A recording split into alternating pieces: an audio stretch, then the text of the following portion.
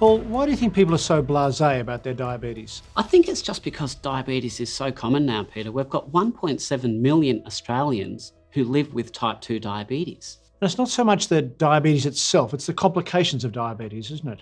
Well, that's what we really ought to be afraid of. And I think if people knew what these potential consequences were, they wouldn't be so blasé about a diagnosis of type 2 diabetes. Let's take blindness or vision. So we know that 60% of type 2 diabetics will end up developing diabetic eye disease. It's the most common cause of blindness in Australians today. And what about the kidneys? 40% of diabetics will develop kidney disease, and the end stage of that can lead to having to be on dialysis or even having to have a kidney transplant.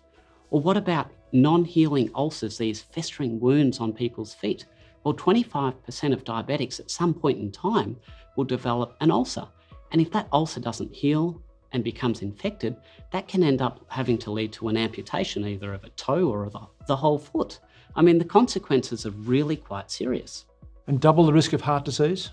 Double the risk of heart disease and also double the risk of dementia.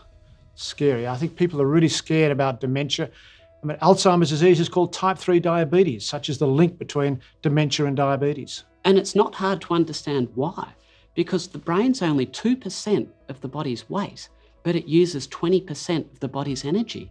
So if you have a problem with your metabolism, the brain really is a sitting duck. So it's really the complications of diabetes, rather than the diabetes itself, that is a real concern.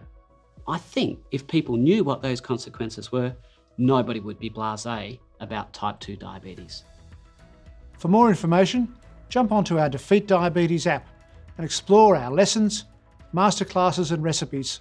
And together, we can defeat diabetes.